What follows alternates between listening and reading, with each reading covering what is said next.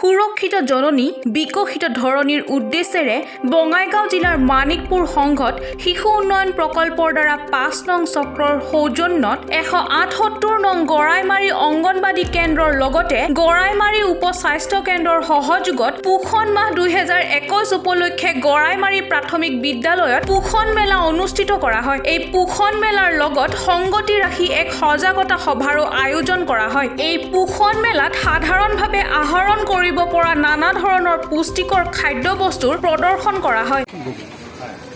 পোনপ্ৰথমে মই আপোনালোক সংবাদ মাধ্যমক ধন্যবাদ জনাইছোঁ, কাৰণ আমি যিটো উদ্দেশ্য লৈ এই কাৰ্যসূচী আমি এই ৰাষ্ট্ৰীয় পোষণ মাহ ১ ছেপ্টেম্বৰৰ পৰা আমাৰ গোটেই মাহটো আমি উদযাপন কৰি আছোঁ, ইয়াত আপোনালোকৰ যথেষ্ট ভূমিকা আছে। কাৰণ আমাৰ উদ্দেশ্য হৈছে আমাৰ যিটো প্ৰধানমন্ত্ৰী মাতৃ বন্দনা যোজনা, এই আঁচনিখন আৰু আমাৰ যি পোষণ আমি পোষণৰ ওপৰত আমি যি অভিযান চলাই আছোঁ, এইখিনি ৰাইজৰ মাজত ঘৰে ঘৰে লৈ যোৱা। আমি ৰাইজক, আমাৰ মাতৃসকলক আমি বুজাব লাগে যে কেনেকৈ তেওঁৰ শিশুটোক যত্ন ল'ব লাগে, আৰু গোটেই কথাখিনি আমাৰ ইয়াত কিছুমান লক্ষ্য আৰু উদ্দেশ্য আছে।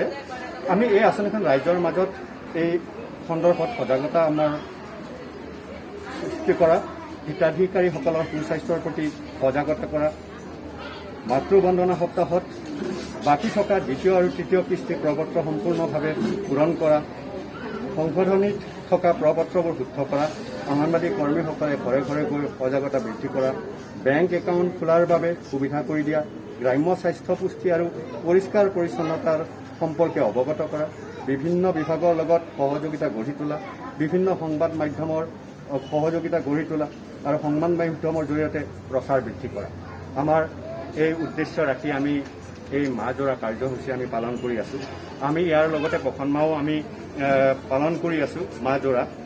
আৰু আমাৰ লক্ষ্য উদ্দেশ্যসমূহ হৈছে যে জন্মৰ পৰা ৬ মাহৰ শিশুবোৰৰ পুষ্টিহীনতা দূৰ কৰা আমাৰ, আৰু ৬ মাহৰ পৰা ৫ বছৰ যিসকল শিশু আছে তেওঁলোকৰ ৰক্তহীনতা দূৰ কৰা, কিশোৰী আৰু মহিলাসকলৰ ৰক্তহীনতা দূৰ কৰা, ১৫ বছৰৰ পৰা ৩৯ বছৰলৈ ভিতৰত যিসকল মহিলা আছে, বয়স হিচাপে উচ্চতা কম হোৱা শিশুৰ সংখ্যা কমোৱা, প্ৰসূতি মাতৃ, গৰ্ভৱতী মহিলা আৰু শিশুসকলৰ পৰিপুষ্টি আহাৰ নিশ্চিত কৰা।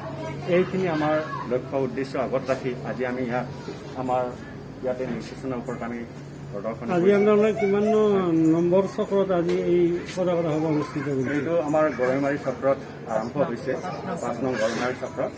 আৰু আমি ইয়াতে নহয়, এই কথাখিনি আমি একদম ৰাইজৰ ঘৰে ঘৰে, আৰু সেইকাৰণে আজি আমি আমাৰ মাননীয় সভাপতি মহোদয় পঞ্চায়ত উপস্থিত আছে, তেওঁৰো যথেষ্ট ইয়াত কৰণীয় আছে। তেওঁ আপোনালোকে সকলোৱে সহায় সহযোগ আগবঢ়ালে আমি সফল হ'ম নিশ্চিত।